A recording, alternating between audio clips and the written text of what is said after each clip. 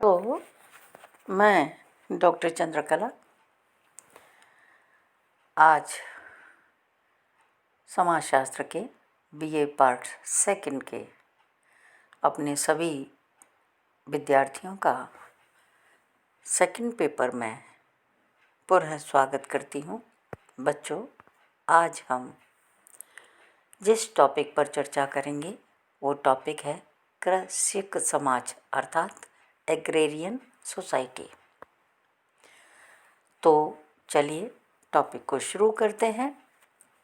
साधारण बोलचाल में कृषक समाज जो है वो कृषक संबंधों को समाज की आधारशिला मानते हैं, यानी इसमें कृषक संबंधों को समाज की आधारशिला माना जाता है। कृषक संबंधों से तात्पर्य उन सामाजिक संबंधों से है,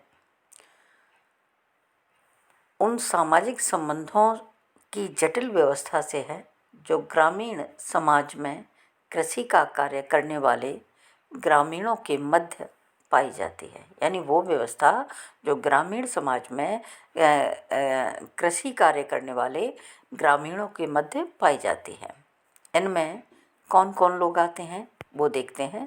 इनमें है भूस्वामी, छोटे भूस्वामी, खेतिहर भूस्वामी, काश्तकार, बटाईदार, कृषक, श्रमिकों के पारस्परिक संबंधों की व्यवस्था है। इसमें संरचना और समाज का अध्ययन आता है।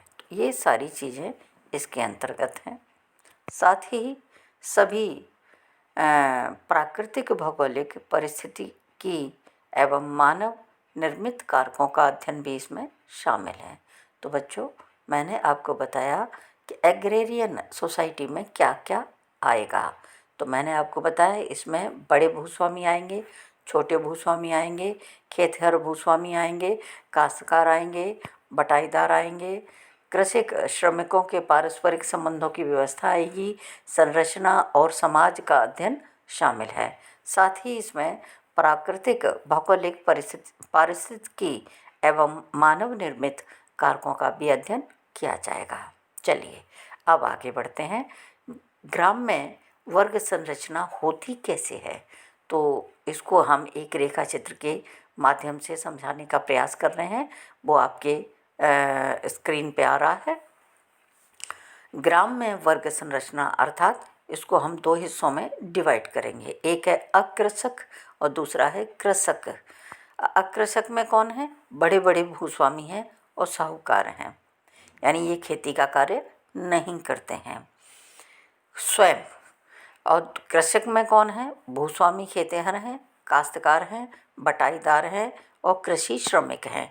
ये सब वे हैं जो डायरेक्टली खेती का कार्य करते हैं, कृषि वाला कार्य करते हैं। अब चलिए दूसरा टॉपिक लेते हैं। इसमें भारत में पारिस्थितिकी भिन्नताएं भी पाई जाती हैं।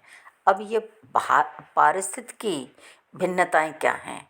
डिफरेंसेस इन इकोलॉजी, इसमें क्या क्या आएगा? तो इसमें देखिए, मैं कुछ पॉइंट्स आपको बताती हूँ, जिसमें है वर्षा, नमी, तापमान, धूप, सिंचाई सुविधा इत्यादि। अब बाकी को छोड़ते हैं, हम वर्षा को लेते हैं।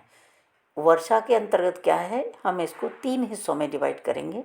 एक वो जहाँ बहुत अधिक वर्षा होती है, एक वो एरिया जहाँ औसतन वर्षा होती है, और एक वे एरियाज़ हैं जहाँ बहुत कम वर्षा होती है।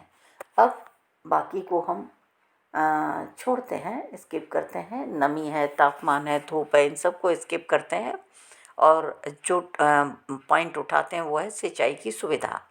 इसको भी हमने 3 हिस्सों में डिवाइड किया है, विशिष्ट और विशेष। यानी जहाँ विशिष्ट और विशेष सुविधाएं हैं और वे एरियाज़, और दूसरे में वे एरिया जहाँ औसतन सिंचाई की सुविधाएं हैं, और तीसरे में हम उन एरिया को रखेंगे जिनमें अपर्याप्त या नगण्य सिंचाई की सुविधाएं हैं। तो ये मैंने आपको बताया। अब चलते हैं आगे, इस टॉपिक को बढ़ाते हैं और तीसरा पॉइंट पर विचार करते हैं। तीसरे पॉइंट में क्या है, कृषि एवं श्रम विभाजन। इसको भी हमने 2 हिस्सों में डिवाइड किया है और रेखा चित्र के माध्यम से आप बहुत अच्छे से उसे समझ सकते हैं। एक वे जो गेहूं की खेती करते हैं और दूसरे वे जो गीले धान या चावल की खेती करते हैं। ठीक है, अब इसमें इन्वॉल्व कौन कौन है, मैं पहले वाले को देखती हूँ। गेहूं की खेती करने वालों में क्या है, पुरुष अधिक हैं और महिलाएं कम हैं। और ये कार्य कहाँ होता है, वो क्षेत्र, वो स्टेट मैं आपको बताती हूँ, वो है पंजाब और हरियाणा। ठीक है, बात समझ आ गई। गेहूं की खेती वाला जो स्टेट है वो पंजाब है, हरियाणा है। इनमें कार्य करने में जो संलग्न लोग हैं उनमें पुरुष अधिक हैं, महिलाएं कम हैं। अब दूसरी साइड में चलते हैं और दूसरी साइड में देखते हैं गीले धान अथवा चावल की खेती। तो ये किन स्टेट में हो रही है, पहले मैं वो बता देती हूँ आपको। तो ये पश्चिमी बंगाल है, तमिलनाडु है और केरल है। ये 3 राज्य हैं जहाँ ये अधिक होता है। अब इसमें संलग्न कृषि श्रमिक में कौन कौन है वो देखिए।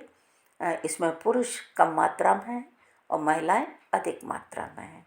ठीक है, तो ये पूरा पॉइंट, तीसरे नंबर का पॉइंट मैंने आपको समझा दिया, जिसमें मैंने आपको बताया है कृषि एवं श्रम विभाजन किस तरीक़ा से इन समाजों में पाया जाता है। अब चौथा पॉइंट देखते हैं, श्रम एवं खेती का प्रकार क्या है इन समाजों में। तो एग्रेरियन सोसाइटी में श्रम एवं खेती का प्रकार क्या है, तो इसको हम आपको 2 हिस्सों में फिर डिवाइड करते हैं। और पहला हिस्सा रखते हैं पारिवारिक श्रम, यानी श्रम का प्रकार कैसा है, पारिवारिक है। ठीक है, पैदावार अधिक उन्नत है, लाभ अधिक है। खेती काय की होती है, इसमें गेहूं की होती है। श्रम एवं कठोरता कम है। ठीक, अब दूसरे वाले साइड में जाते हैं। इसमें जो श्रमिक हैं वो किराए के श्रमिक हैं। ठीक है, पारिवारिक नहीं है। तो इसमें कौन कौन आएंगे, इसमें आएंगे काश्तकार, बटाईदार, भूमिहीन श्रमिक इत्यादि।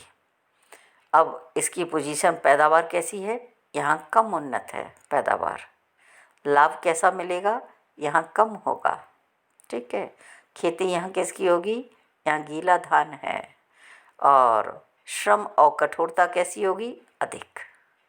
क्यों, क्योंकि किराए के श्रमिक हैं, इनसे वो लोग कार्य कराएंगे ही कराएंगे। पहले वाले कैसे हैं, पारिवारिक श्रमिक हैं, वो अपने मन से कार्य करते हैं। ठीक है, इस प्रकार जो कृषक समाज की संरचना है वो मैंने आपको समझाने का प्रयास किया है। आप इस तरह से समझ सकते हैं। मैंने 4 पॉइंट के माध्यम से आपको पूरा कृषक समाज समझाने का प्रयास किया है और उपर्युक्त चारों बिंदु मैंने कृषक संबंधों को समझाने के लिए ज़रूरी थे और उन्हीं पर मैंने डिस्कस किया है। तो इस तरह बच्चों मैंने आज आपको समझाया है कृषक समाज। मैं पुनः थोड़ा सा आपको फिर से बताती हूँ, है ना। तो इसमें और देख करके बताते हैं।